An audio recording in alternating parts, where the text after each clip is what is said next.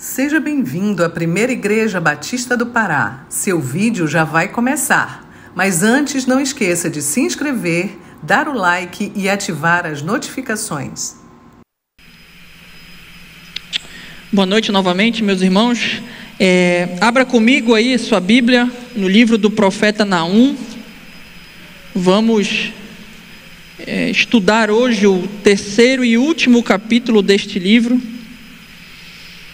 Naum, capítulo 3, vamos ler dos versículos 1 a 19, todo o capítulo. Naum 3, a partir do versículo 1, leio aqui na NAA, diz o seguinte: Ai da cidade sanguinária, toda cheia de mentiras e de roubo, e que não solta a sua presa.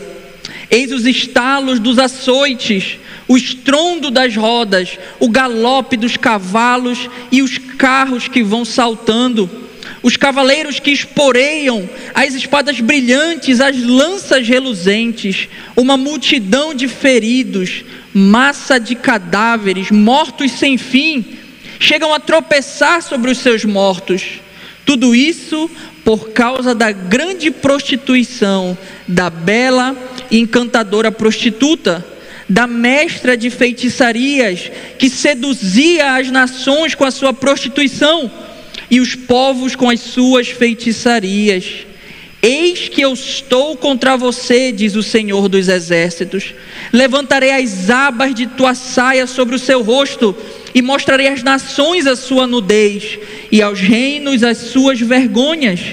Vou jogar sujeira sobre você, tratá-la com desprezo e transformá-la em espetáculo. Todos os que virem fugirão de você e dirão: Nínive está destruída, quem terá compaixão dela? De onde buscarei quem a console? Será que você é melhor do que Tebas, que estava situada junto ao Nilo, cercada de águas, protegida pelo mar e tendo as águas por muralha? A Etiópia e o Egito eram sua força, força sem limites. Put e Líbia eram seus aliados. Todavia, ela foi levada ao exílio, foi para o cativeiro. Também os seus filhos foram despedaçados nas esquinas das ruas. Sobre os seus nobres lançaram sortes, e todos os seus grandes foram presos com correntes. Também você, Nínive, será embriagada e se esconderá. Também você procurará um refúgio contra o inimigo. Todas as suas fortalezas são como figueiras com figos prematuros. É só sacudir a figueira, que os figos caem na boca dos que há de comer. Eis que os seus soldados são como mulheres. Os portões do seu país estão completamente abertos para os inimigos. O fogo destruiu as trancas. Tire a água para o tempo do cerco. Reforce as suas fortalezas. Entre no lodo e pise o barro. Pegue as formas para fazer tijolos. No entanto, você será consumida pelo fogo e exterminada pela espada, como folhas devoradas pelos gafanhotos. Multipliquem-se como gafanhotos, tornem-se tão numerosos quanto eles. Os teus negociantes eram mais numerosos do que as estrelas do céu, mas como gafanhotos bateram asas e voaram. Os seus príncipes eram como gafanhotos, e os seus chefes como gafanhotos grandes, que pousam nos muros em dias de frio. Quando o sol aparece, voam embora e não sabem para onde vão. Os seus pastores dormem, ó rei da Síria. Os seus nobres cochilam. O seu povo está espalhado pelos montes e não há quem possa juntá-lo. Não há remédio para o seu mal. O seu ferimento é grave. Todos os que ouvirem falar do que aconteceu com você baterão palmas, pois quem não foi vítima da sua crueldade sem fim? Vamos orar ao Senhor. Senhor Deus, aqui está a tua palavra diante de nós. Oramos agora, ó Senhor, pedindo que tu fale aos nossos corações, que não seja eu, mas o teu Espírito Santo, Senhor, apesar das minhas falhas, comunicando a tua palavra, a tua verdade aos nossos corações. Em nome de Jesus oramos, amém. Apenas recapitulando brevemente, na semana passada nós começamos e terminamos o estudo do capítulo 2 aqui do livro do profeta Naum. Naquela oportunidade nós vimos que Naum utiliza toda a sua imaginação para dar luz a uma imagem vívida de destruição e terror, demonstrando em detalhes o que aconteceria com Nínive quando o juízo viesse sobre ela. Mais especificamente, a sua visão ali no capítulo 2 foca na chegada dos babilônicos e dos medos até ali a cidade, o cerco que eles fazem, a queda miraculosa dos muros e a invasão, saque e humilhação dos ninivitas. Nós vimos também que ao fazer tudo isso, ele deixa claro que, na verdade, ele mostra claramente a seriedade de Deus em lidar com os pecados humanos. Ao mesmo tempo, é revelado por meio disso tudo o caráter imutável do Senhor e das suas promessas, sejam elas para a alegria do seu povo ou destruição dos seus inimigos. Hoje, no capítulo 3, Naum continua utilizando a sua imaginação para ilustrar a destruição, ao passo que ele finaliza a sua palavra profética, enfatizando a certeza do juízo divino sobre os assírios.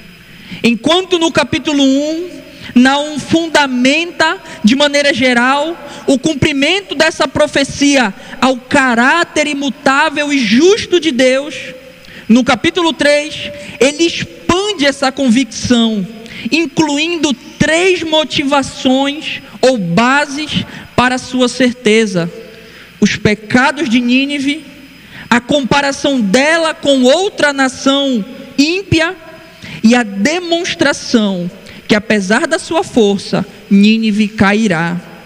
Veremos então que o profeta tem certeza de que o juízo chegará sobre os assírios, e ao longo do capítulo 3, ele demonstra as bases para isso. Então, indo para o nosso texto, primeiro ponto que eu gostaria de considerar com os irmãos, eu chamei de certeza por causa dos pecados.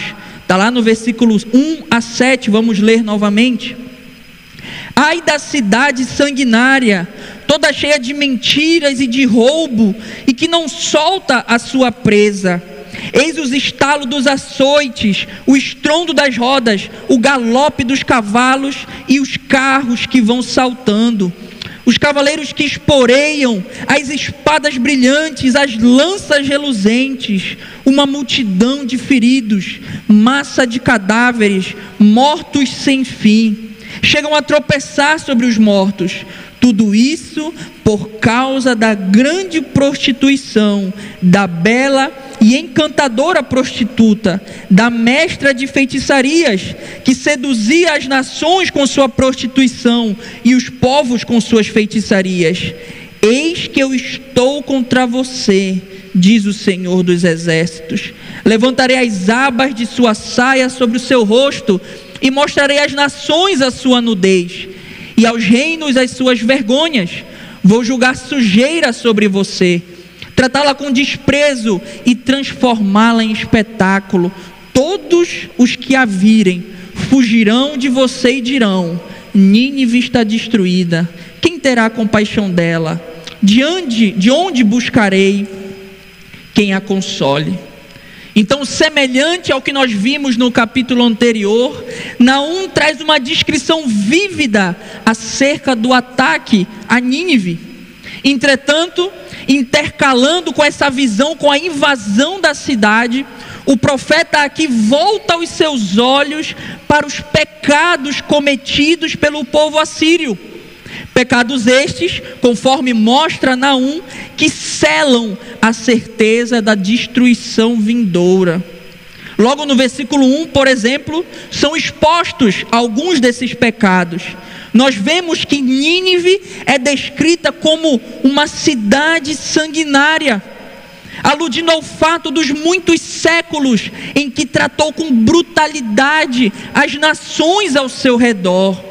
Ela é descrita como uma cidade cheia de mentiras e roubos, uma sociedade totalmente depravada, e não somente para com os outros povos, mas contra eles mesmos também. E não só isso, mas também é condenada pela sua opressão. Nínive não apenas matava, mentia e roubava os povos, mas aos que sobreviviam, mantinha-os como vassalos, como escravos, tendo muitas vezes de pagar altos tributos para continuarem vivos. Como Naum diz aqui, ela não soltava a sua presa. Após essa primeira lista então de pecados, o profeta nos versículos 2 e 3, ele volta ao retrato do ataque à cidade. E como dizemos, ele volta com tudo. Note que a imagem é tão realista que o autor descreve o som dos acontecimentos que virão, o estalo dos açoites contra os cavalos, o estrondo das rodas dos carros de guerra sobre as pedras e o chão da cidade, o barulho do galopar dos cavalos correndo pelas ruas de Nínive, e o sacudir do metal nos carros de guerra, também conforme traduz esse versículo na NVI. Não somente isso, mas junto com o som dos ataques, nós também temos uma clara descrição dos soldados invasores. Espadas brilhantes, lanças reluzentes, ou seja, preparadas para o combate, bem afiadas, polidas e prontas para a matança que viria. E a continuação do versículo 3 demonstra o resultado esperado: uma multidão de feridos, massa de cadáveres mortos sem fim, tantos que os que estão fugindo chegam a tropeçar neles. E qual o motivo disso tudo? Você pode se perguntar. E o versículo 4, juntamente com o versículo 1, respondem isso. Tudo isso por causa da sua grande prostituição. Ao longo das Escrituras, nós percebemos que a idolatria é frequentemente associada à prostituição. Além disso, algo interessante de se saber é que a principal divindade adorada pelos assírios era Ishtar, deusa do sexo, da fertilidade e da guerra, e que inclusive era representada como uma meretriz nas canções que eram compostas por eles. Logo, quando nós ligamos essas informações, podemos entender por que Naum usou essa forma de falar. Colocando de outro modo, a nação está sendo condenada pelos seus muitos pecados, contra Deus em primeiro lugar, mas também contra o seu povo. Pecados esses que iam desde a violência, a mentira, o roubo, até mesmo a idolatria, a feitiçaria. E por isso, nos versículos 5 a 7, Deus toma a frente. Ele começa a falar na primeira pessoa, declarando que Ele pessoalmente iria trazer a destruição àquela cidade impenitente. A afirmação do início do versículo 5, se você parar e lembrar da pregação passada, é semelhante à afirmação final do capítulo 2, que nós vimos anteriormente. Porém, a diferença é que no capítulo 2, a ênfase da fala de Deus estava na derrota militar de Nínive. Por outro lado, aqui no capítulo 3, a ênfase está na ação de Deus em humilhar aquela grande cidade. E para tal, Deus demonstra em 5 maneiras diferentes como Ele fará isso, reforçando essas 5 maneiras a mesma ideia: Nínive será humilhada. Primeira, Deus diz que levantará as abas da saia de Nínive sobre o seu próprio rosto. Naquele contexto, essa expressão significava humilhação propriamente dita. E é a mesma expressão, inclusive, que Deus usa falando por meio de Jeremias para dizer o que ele vai fazer contra Judá quando os babilônicos vierem sobre eles. Você pode ver isso mais tarde lá em Jeremias capítulo 13. Você vê a profecia de Jeremias contra Judá pelos seus pecados. Segunda, Deus mostrará a nudez e vergonha de Nínive para as nações. Essa expressão também fala da humilhação, porém acrescenta a informação de que Nínive será exposta, será lembrada como a cidade que foi envergonhada pelo Senhor. Em terceiro, vemos que Deus jogará sujeira sobre ela, amontoará a cidade. Quarta, irá tratá-la com desprezo, voltará o rosto contra ela. E quinta, transformará Nínive em um espetáculo para todos os povos verem o seu poder. Resumindo tudo isso, Deus mostra que pessoalmente irá humilhar a grande cidade que tanto se orgulhava de ser a maior. E não somente isso, mas fará de tal modo que seja testemunha para todas as nações da terra. E a consequência disso é vista nas falas do versículo 7. Todos fugirão e dirão: Nínive está destruída. Assim, nós percebemos que Naum está convicto de que Nínive sofreria e seria humilhada, e tudo isso por causa dos seus muitos pecados contra Deus, mas também contra o seu povo. Como aplicação desse texto para nós, podemos aprender aqui que Deus não brinca quando Ele diz que resiste, se opõe aos orgulhosos. Tiago 4,6. Nínive, por séculos, se considerava a cidade mais poderosa do mundo, intransponível, invencível. O seu orgulho foi tamanho que, ao lutarem contra Judá, décadas antes, tiveram a audácia de afirmar. Acompanhe comigo lá em 2 Reis, capítulo 18, versículo 35. Veja o que o rei da Síria teve coragem, audácia de afirmar e falar contra o Senhor em todo o seu orgulho. 2 Reis, capítulo 18, versículo 35. E aí você encontra mais coisa antes, mas eu quero focar no versículo 35. De todos os deuses, aqui fala Senaqueribe, destes países, quais foram os que livraram a sua terra das minhas mãos? Então, como o Senhor poderá livrar Jerusalém das minhas mãos? Essa é a audácia dele. E naquela ocasião, quando você continua lendo 2 Reis 18, 185 mil soldados assírios foram mortos pelo anjo do Senhor, sem mesmo Judá precisar entrar na guerra. Tudo isso nos mostra que o opositor dos orgulhosos não é outro senão o próprio Deus. E como nós falamos semana passada também, quem pode resistir ao Senhor? Se Ele é contra nós, quem será por nós?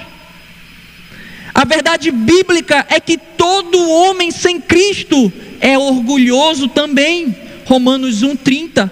E é inimigo de Deus. Colossenses 1,21. E o livro de Naum deixa claro para nós o que acontecerá com aqueles que se opuserem ao Senhor. Serão completamente destruídos, sofrerão juízo. Mas muito pior do que sofrer o que os ninivitas sofreram, perdendo a sua cidade, as suas riquezas, é ter o seu corpo, a sua alma sofrendo eternamente no inferno. Portanto, você que me ouve, e nunca confessou Jesus como Senhor e Salvador da tua vida, saiba que essa mensagem, o livro de Naum, serve como um alerta para a tua vida. Você está correndo um grande perigo. Você está em oposição contra Deus. Você se entende o que é isso? E consequentemente, por estar em oposição ao Senhor, você é alvo da ira divina. E a única solução para o teu problema é Jesus Cristo, Senhor e Salvador. Aproveite o dia de hoje, se arrependa dos teus pecados e deposite em Jesus, no Senhor, toda a tua esperança. E assim você será salvo e estará em paz com Deus. O segundo ponto que eu gostaria de considerar está lá nos versículos 8 a 13. Eu chamei de certeza por meio da comparação. Versículos 8 a 13, me acompanhe. Será que você é melhor do que Tebas, que está situada junto ao Nilo, cercada de águas, protegida pelo mar e tendo águas por muralha? A Etiópia e o Egito eram sua força sem limites. Put e Líbia eram seus aliados. Todavia, ela foi levada ao exílio, foi para o cativeiro. Também os seus filhos foram despedaçados nas esquinas de todas as ruas. Sobre os seus nobres lançaram sortes, e todos os seus grandes foram presos com correntes. Também você, Nínive, será embriagada e se esconderá. Também você procurará um refúgio contra o inimigo. Todas as tuas fortalezas são como figueiras, com figos prematuros. É só sacudir a figueira, que os figos caem na boca de quem os há de comer. Eis que os seus soldados são como mulheres. Os portões do seu país estão completamente abertos para os seus inimigos. E o fogo destruiu as tuas trancas. Na continuação do texto, então, Naum mostra uma segunda base da certeza iminente do juízo de Deus sobre os assírios. Se outra nação, talvez mais poderosa, foi destruída, então Nínive não estava segura. E quando ele faz isso aqui, o profeta não está tentando convencer os assírios de que eles seriam julgados, não, mas sim fortalecer a fé do povo de Deus, mostrando que se Deus tem poder para derrubar uma nação mais forte, Nínive também cairia. Por isso, o profeta inicia o versículo 8 com uma pergunta retórica: será você melhor que Tebas ou Noamon em outras traduções? Obviamente que a resposta esperada aqui é um sonoro não. Esta cidade, Tebas ou Noamon, foi a capital do Egito durante certo período e centro do poder daquele grande império. Os arqueólogos hoje dizem que ela era uma fortaleza impenetrável, especialmente por sua localização geográfica privilegiada, sendo cercada por rios, por lagos, por canais, além dos próprios muros da cidade e das suas defesas militares. Somado a tudo isso, descreve o versículo 9, Tebas ainda possuía o auxílio de várias nações ao seu redor. Politicamente, ela era aliada da Etiópia, ou Cush em algumas traduções, da Pútia e da Líbia. Ou seja, para um invasor chegar até ela, além de lidar com as suas defesas geográficas naturais, ele teria de lidar também com os exércitos dessas outras nações que estavam ali vizinhas a Tebas. Que contexto de segurança e de poder, não é mesmo? Todavia, diz o versículo 10, esta cidade não resistiu. No ano 663 a.C., conta a história, Tebas caiu diante de Assurbanipal, rei da Assíria. O povo da cidade foi levado para o exílio. Os filhos de muitos foram massacrados nas esquinas das ruas, e os nobres foram sorteados como um produto a ser comercializado pelos assírios. Entretanto, após narrar a destruição de Tebas, Naum volta a sua atenção para Nínive e diz que esse também será o seu destino, como nós podemos ver nos versículos 11 a 13. Colocando de outra forma, aquilo que Nínive fez com Tebas será agora feito com ela. E tão certo como Tebas caiu, Nínive também cairá. O profeta, com o objetivo de realçar então essa visão da queda, essa certeza da queda e da desolação da cidade, usa nesses versículos 11 a 13 5 comparações diferentes para ilustrar e deixar muito claro isso. A primeira dessas comparações você encontra na parte A do versículo 11. Ele compara Nínive a um bêbado. A grande cidade que outrora fora o centro de um império, agora será como um bêbado, vacilante e impotente diante da ira divina. Segundo, Nínive é comparada a um fugitivo, na parte B do versículo 11. Diante da destruição iminente, ela tentará fugir, procurar refúgio, porém não conseguirá escapar. Terceiro, a comparação de Nínive com uma figueira madura, lá no versículo 12. A ideia aqui é que este império está pronto para o juízo. Ela está madura para ser julgada. E basta uma sacudida, basta uma força mínima que tudo sucumbirá. A quarta é comparar as tropas assírias a mulheres, lá no versículo 13, parte A. E aqui, embora o movimento feminista moderno tente negar isso, em termos gerais, as mulheres são fisicamente mais frágeis do que os homens. Obviamente que existem exceções, mas a exceção não exclui a regra. E naquele contexto, ao usar essa expressão, o profeta está debochando da força física dos exércitos assírios, especialmente em se opor aos invasores que viriam. A quinta é comparar Nínive a uma cidade com portões abertos, na parte B do versículo 13, ou seja, as portas protetoras que durante muito tempo garantiram a segurança dos ninivitas, que mantinham de lado de fora os invasores, estavam agora abertas e escancaradas para os seus inimigos entrarem. Essa é a situação deplorável de Nínive. E assim, nós percebemos que Naum está convicto que, como Deus derrubou Tebas no Amon, Nínive também seria derrubada. Uma aplicação importante desse ponto para nós é que podemos encontrar grande esperança ao olharmos para as grandes obras de Deus ao longo da história. Como falado anteriormente, ao comparar Tebas com Nínive, o profeta não está tentando convencer os assírios de que eles seriam julgados, mas sim fortalecer a fé do povo de Deus ao olhar para as suas obras passadas.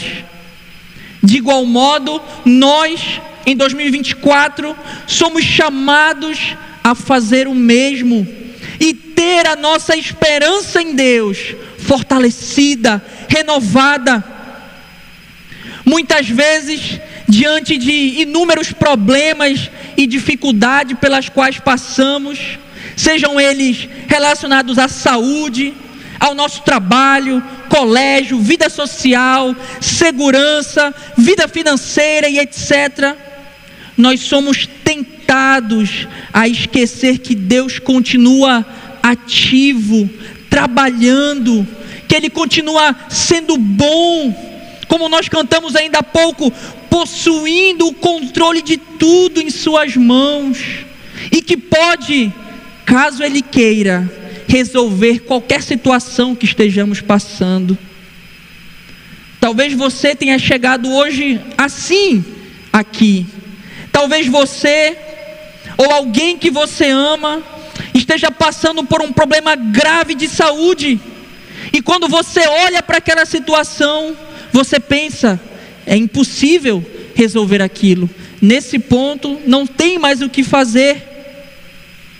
Talvez você esteja sendo perseguido no seu colégio ou no seu trabalho por defender os valores de Cristo, e possa pensar diante disso tudo que não vai conseguir suportar, que as pessoas ali vão vencer. Talvez você esteja afundado em um determinado pecado, não aguenta mais viver aquilo repetidas vezes, porém você não consegue ver expectativa de mudança.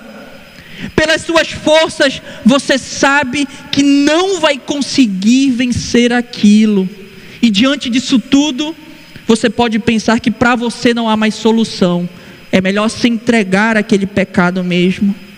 Entretanto, a palavra de Deus hoje nos chama a olhar para as grandes obras de Deus, as grandes obras do Senhor ao longo da história, e termos a nossa fé renovada. Pois o mesmo Deus que, por exemplo, abriu o mar vermelho, é o Deus que está comigo hoje. O Deus que curou Naamã da lepra, lá em 2 Reis 5, é o mesmo Deus que pode, se quiser, curar qualquer doença que esteja me assolando. O Deus que sustentou e fortaleceu os apóstolos durante a perseguição pelos judeus, ali em Atos capítulo 4 e 5, é o mesmo Deus que sustenta a sua igreja perseguida hoje. Seja a perseguição no meu colégio, ou seja a perseguição num país hostil ao cristianismo. O Deus que transformou a vida de muitos homens ao longo da história, como a vida daquele endemoniado Gerazeno, que andava nu e vivia nos cemitérios, ali em Lucas capítulo 8, versículo 26, é o mesmo Deus que pode transformar a tua vida hoje, se tu depositar fé nele.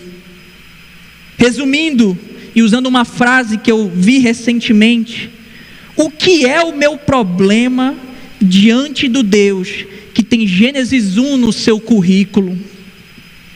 Cabe a nós olharmos para os atos de Deus na história e crer que esse mesmo Deus ainda age poderosamente na vida do seu povo. E diante disso, clamar pela misericórdia do Senhor, clamar pelo seu favor sobre as nossas vidas. Terceiro ponto que gostaria de considerar, está lá no versículo 14 a 19. Eu chamei de certeza apesar da força. Versículos 14 a 19. Tire a água para o tempo do cerco, reforce as suas fortalezas, entre no lodo e pise no barro, pegue as formas para fazer tijolos. No entanto, você será consumida pelo fogo e exterminada pela espada, como folhas devoradas pelos gafanhotos. Multipliquem-se como gafanhotos, tornem-se tão numerosos como eles. Os seus negociantes eram muito mais numerosos do que as estrelas do céu, mas como gafanhotos bateram asas e voaram. Os seus príncipes eram como gafanhotos, e os seus chefes como gafanhotos grandes, que pousam nos muros em dias frios. Quando o sol aparece, voam embora e não sabem para onde vão. Os seus pastores dormem, ó rei da Síria. Os seus nobres cochilam. O seu povo está espalhado pelos montes, e não há quem possa juntá-lo. Não há remédio para o seu mal, o seu ferimento é grave. Todos os que ouvirem falar do que aconteceu com você, baterão palmas, pois quem não foi vítima de sua crueldade sem fim. Chegando ao final, Naum indica que a terceira base da sua certeza se foca na demonstração que, apesar da sua força, do seu poder, Nínive cairia. Nos versículos 14 a 18, portanto, o profeta deixa claro a inutilidade dos esforços humanos na tentativa de evitar o juízo divino. E ele faz isso utilizando um tom sarcástico, como ele fez no início do capítulo 2. Olha o que o versículo 14 diz. Aqui ele aconselha ironicamente os ninivitas a guardarem água para o dia do cerco, reforçarem as suas defesas para o dia do combate e ainda fabricar tijolos para reparar os danos no famoso muro da cidade, porque ele tem convicção de que nada disso seria suficiente para evitar que Nínive fosse destruída pelo fogo e pela espada. Como folhas devoradas por gafanhotos, diz o versículo 15, assim seria a destruição de Nínive. Os preparativos de nada adiantariam para parar a Deus. Além disso, quantidade, números também não adiantariam. Do final do versículo 15 até o versículo 16 nós podemos perceber isso. Uma vez que fazer preparativos não adiantaria nada, uma solução hipotética seria aumentar os números. Afinal, se eu não posso vencer na qualidade, eu vencerei na quantidade. E por isso Naum zomba: multipliquem-se como gafanhotos, tornem-se tão numerosos quanto eles, e vejam que nem a quantidade os salvará da ira de Deus. E prova disso é que os seus negociantes, que eram mais numerosos que as estrelas, quando chega o dia da destruição, como gafanhotos, eles batem asa e voam dali, eles fogem. Os preparativos de Nínive e a quantidade de soldados ou do povo seriam inúteis para resistir à ira divina. Mas a organização militar, a liderança assíria bem estruturada, também seria inútil diante de tudo o que viria. Pelo versículo 17, parece-nos que não somente o povo ou o exército eram grandes, mas a liderança deles também. Os príncipes e os chefes, ou oficiais em outras traduções, são vistos como um enxame de gafanhotos, conforme traduz bem a NVI. Porém, ainda no versículo 17, nós vemos que apesar do exército ser grande, ser organizado, não será suficiente. Pois quando, diz o versículo 17, pois quando o sol aparece, eles voam embora. Dito tudo isso, Naum, no versículo 18, se dirige diretamente ao rei da Assíria, afirmando que os seus pastores, que os seus governantes dormem. E aqui existe um debate sobre o significado de dormem, podendo indicar que eles estavam mortos ou nem aí, não ligavam para o povo diante daquela situação, diante do caos todo. O ponto, apesar das interpretações, é que, como resultado da falha dos pastores em dirigir o rebanho, seja por estarem mortos ou despreocupados, o povo está espalhado pelos montes e não há quem possa juntá-los. Por fim, no versículo 19, e concluindo a sua mensagem de juízo, o profeta declara que não há mais volta para Nínive. A sua doença é grave e a morte é inevitável. E diante dessa notícia, pasmem, as nações baterão palmas. A sua queda não provocará tristeza nos povos, uma vez que não houve nação alguma naquela região que não sentisse na pele a brutalidade, a maldade dos assírios. Ao mesmo tempo, o povo de Judá será testemunho, está testemunhando tanto da bondade de Deus, com eles, como também do juízo de Deus para com seus opressores. A luz de Nínive se apagará. Naum está certo disso, para nunca mais voltar a brilhar outra vez. E uma lição importante que podemos extrair desse texto em geral é que uma vida marcada pelo pecado, uma vida satisfeita com ele, que não se arrepende, só pode esperar uma coisa de Deus: juízo sobre si. Nínive é um ótimo exemplo para nós. A cidade que séculos antes foi marcada pelo seu arrependimento no período de Jonas, é agora marcada pela sua impiedade e também a sua impenitência, falta de arrependimento. Ela confiou mais na sua própria força, nas suas defesas, no seu exército e nas alianças políticas que faziam, ao invés de confiar no Senhor dos exércitos. E por isso experimentará o julgamento divino. E quando esse julgamento vier, nada pode impedir isto, nada pode parar o Senhor. Mas a pergunta que fica é: e nós, diante de tudo o que temos visto, ouvido, lido sobre o caráter santo, justo de Deus, o que nós faremos com os nossos pecados? Como resolver esse problema generalizado?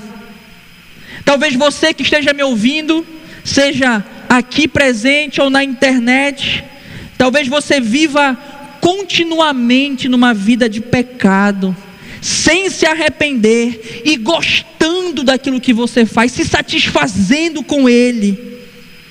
Talvez você viva uma vida satisfeita com o adultério que você comete diariamente ou em momentos específicos. Talvez você esteja satisfeito com uma vida presa, escrava à pornografia,